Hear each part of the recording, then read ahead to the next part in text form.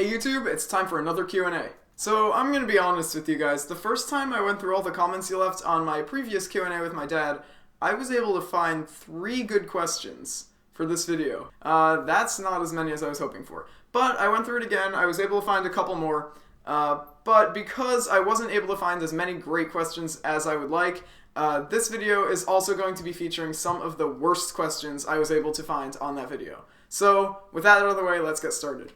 What was one of your best YouTube accomplishments? Some of my videos in particular that I'm really proud of are like my Who Wants to Be a Millionaire Cubing Edition videos. Like the first 2 aren't as high quality as I would like now, but at the time I was really proud of them, and the third one I'm still really proud of to this day. I feel like those videos are kind of like the most effort I've put into any videos on my channel before, and you know, I'm just really proud of those. As far as just other YouTube milestones, of course, 25,000 subscribers is huge. Starting the Delsoni podcast with some of my friends, that was an awesome thing that, you know, we're still doing to this day. I love doing that. So, I mean, you know, I feel like YouTube as a whole is kind of a big accomplishment for me. Okay, now we're moving on to some of the worst questions. Glop. Daniel Goodman, back at it again with the wit Gans. Like if you understood that reference. And then he replies to himself, instead of editing the comment, he says, white, not wit. So, I didn't like this comment. Like, I didn't actually click like on it, despite the fact that I understand the reference, because as a person whose name is Daniel, when that Daniel thing was a really big meme, that was so annoying. Like, every comment on all my videos were like, Schwab? Daniel, back at it again with the whatever. Yeah, I can't like a comment like that. I'm sorry. Okay, here's some decent questions from Lewis Cuber. Next Q&A.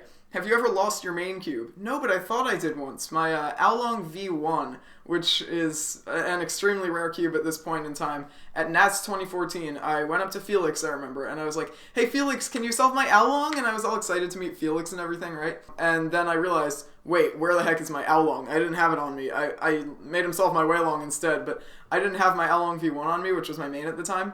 I thought I lost it forever, but then I found it where I had been sitting like a little while before that. I actually did also lose my Ouchwong, which was my main 5x5 at a competition, and I never got that back, so I guess that kind of counts. How old were you when you got into cubing? I was 5 years ago. Daniel Goodman, I know what your main is. It is the Goodman. For Q&A. Where's the question? Go to the next Worlds or go to the next 3 Nats for free? Okay, so I'm not sure if both of these are free. I'm going to say they are. So, like, either free trip to Worlds or free trips to 3 Nats. So, that's actually really tough. Generally, I feel like, honestly, I would rather go to Nats than Worlds just because, you know, in the US, everybody, well, mostly everybody speaks English, so I'm able to understand them. Whereas at Worlds, like, this year it's in Paris, I don't speak French, so I would have a lot of trouble understanding, like, a majority of the competitors, I imagine. But I think Worlds would be a really awesome experience, especially if I was able to get a Worlds podium in something, like Pyraminx or something like that, because that's something you can't do every day. So I might have to take the next Worlds, because Nats is way more likely for me to attend as well, whereas Worlds is, you know, far away, so unlikely. So I'd have to say Worlds. Do you know how to solve a 3x3? Yes. Will you ever be the one of the Illuminati? I feel like this person just found out about the Illuminati and they're like, oh, that's a great question. Where do you live? Alright, let's pull up a nice map here. So, let's see. I live right here. The weather today is sunny, 39 degrees Fahrenheit. Tomorrow it is partly cloudy. How would you dab if someone told you to wrap a fish stick? And then in a completely separate comment they say Q&A. I'd just like to tell people something. So even if you're on mobile, like I know on mobile some features are like, you don't have all the YouTube features on mobile, like editing comments and things like that. But even on mobile you can reply to comments.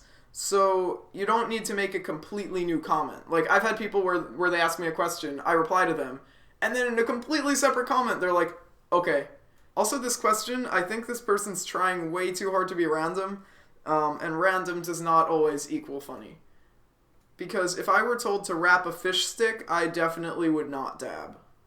How excited are you for the Nintendo Switch?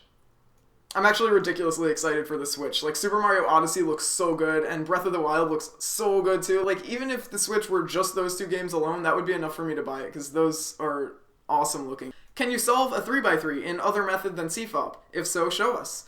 So I can. I don't feel like showing you because 3x3s are far away. But I believe I'm switching to ZZ for one-handed, so I can solve with ZZ, and also I can technically, like, do a roux solve, but I don't know, like, CMLL and L6E and things like that, so I kind of need to use COLL if I know it, or, like, just 2-look, and then, like, you know, sort of intuitive L6E, I guess. So I guess I can kind of do roux. Can you make a new mains video?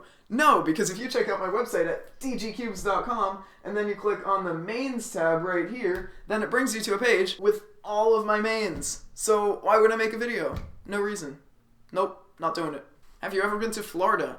I was in Florida once. I think I was 8 years old, on vacation with my family. So yes, I have been to Florida. Can you mention your methods on your website? That's actually a really good idea. I think I'm going to add that as soon as I get the chance. How many times in the past month have you been told you have a high-pitched voice? No offense intended, and do not count this time. 0, actually. I don't get told that particularly often. But, also, if you look at my older videos, I think you'll notice a huge difference. Like, currently, I like to think that my voice isn't nearly as high as it was then. I think it's still, it'll probably get a little bit deeper, but it was really high back in, like, 2013. Is this a good question? Absolutely not. For the next Q&A, when you just started recording videos for YouTube, were you feeling a bit inferior, sort of, about your expressions, looks, and other things? Not really. I feel like I've always been pretty confident on YouTube. When I first started, it was kind of awkward in front of the camera, but I feel like I was still pretty confident about, like, you know, expressing myself for, you know, who I am and not pretending to be some fake YouTube person. So I think I never really had that. And if you ever are feeling inferior to anybody when you're on YouTube, don't be. If you have, like, less subscribers than people, it's just because you haven't been on the site long enough and you haven't put enough time into it, you know? Don't feel inferior about looks or anything like that, because really, like, how you look doesn't make a difference. It's really more your personality. Also, is my hair okay? So really, there weren't that many terrible questions in there. Like, there were a few, but there were a decent amount of good questions. So I guess, you know, good job, guys. I underestimated you, you know? That was pretty good. Speak Turkish and eat kebab with Ayran. Never mind. Never mind.